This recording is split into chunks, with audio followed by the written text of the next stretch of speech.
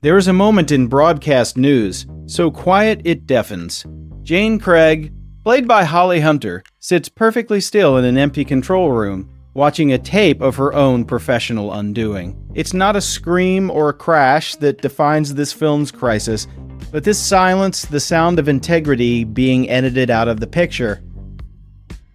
James L. Brooks's 1987 film arrives not as a bombastic exposé, but as an intimate geological survey. It maps the fault lines opening beneath the world of network television news, tracing how the tremors of entertainment values would soon cause an ethical earthquake.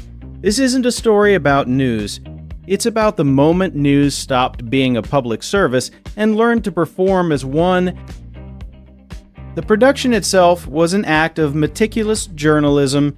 Brooks, transitioning from sitcoms like Taxi and The Mary Tyler Moore Show, spent over a year embedded at ABC News. He didn't just interview anchors, he observed the technicians, the producers, the entire ecosystem. The script's authenticity stems from this immersion. The jargon isn't decoration, it's the native language of a tribe under siege. Consider the casting a masterclass in subtext. William Hurt's Tom Grunick is all surface charm and shallow depth. A former sports anchor whose good looks and emotional instinct mask a fundamental ignorance. Brooks reportedly tested Hurt by asking him to read news copy cold. His slight stumble became part of Tom's character. A man for whom the words matter less than the feeling they convey. Against him, Albert Brooks's Aaron Altman is all substance and no style. A brilliant reporter whose anxiety and lack of telegenic polish render him invisible to the new order. The genius is in the balance.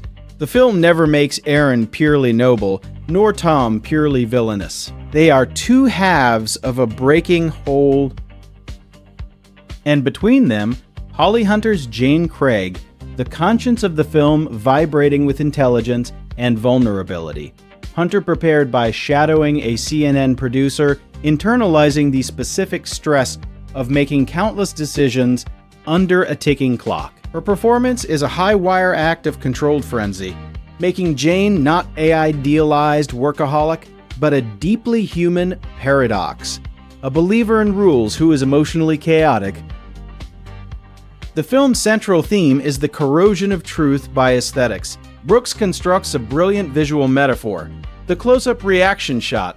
Tom, during an interview about date rape, manufactures a single tear. It's a moment of pure emotional fabrication that ratings and audiences reward. The truth of the story becomes secondary to the truth of the feeling it appears to generate. This is where broadcast news moves from satire to prophecy. It foresaw the rise of the personality anchor, where credibility is built on likability rather than expertise. It predicted the prioritization of the visceral over the factual. The move from "here is what happened" to "here is how you should feel about what happened." The famous "I've met you before" scene between Jane and Tom is the thematic core. Tom admits his intellectual shortcomings with devastating honesty. "I'm not good at what you're good at," he says. Jane's attraction to him is the film's great tragedy. It's the allure of ease, of emotion unburdened by the exhausting weight of principle. She is drawn to the very thing that is making her profession obsolete. Brooks frames their world with a specific polished aesthetic, clean offices, soft lighting, expensive suits. The glamour isn't ironic, it's seductive. The film understands that compromise rarely happens in a musty basement. It happens in beautiful rooms, with generous salaries, between people who genuinely like each other. The enemy is not malice, but a gentle, lucrative erosion. Aaron's on-air panic attack is the system's brutal verdict on pure merit. His knowledge fails him because the medium now demands performance. The scene is shot with claustrophobic closeness. His humiliation not public spectacle, but private collapse.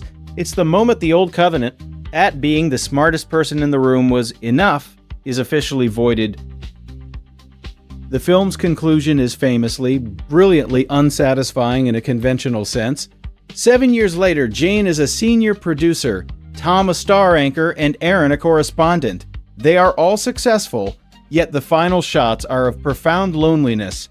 Jane watches Tom on screen, her expression inscrutable. Aaron delivers a flawless, unseen report. This is not a victory for anyone. It's an armistice.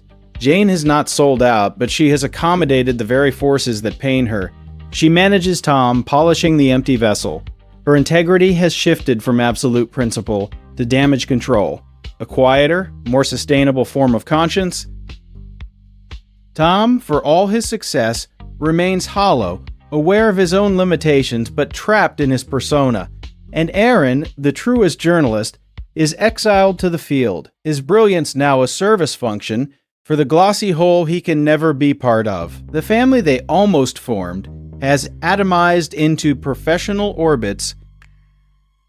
Broadcast news endures because it diagnosed a disease before the patient felt symptomatic.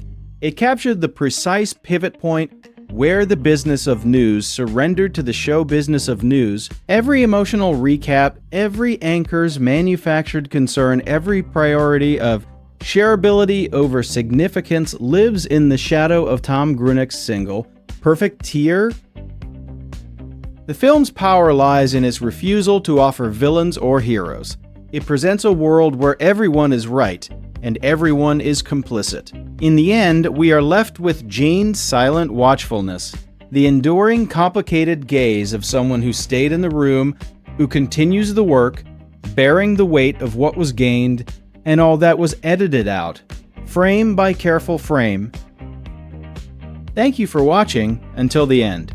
We pour our passion into every single video essay, exploring the stories behind the movies we all love. If you stumbled upon this video by chance, there is a very high probability you might never see our channel again in your feed.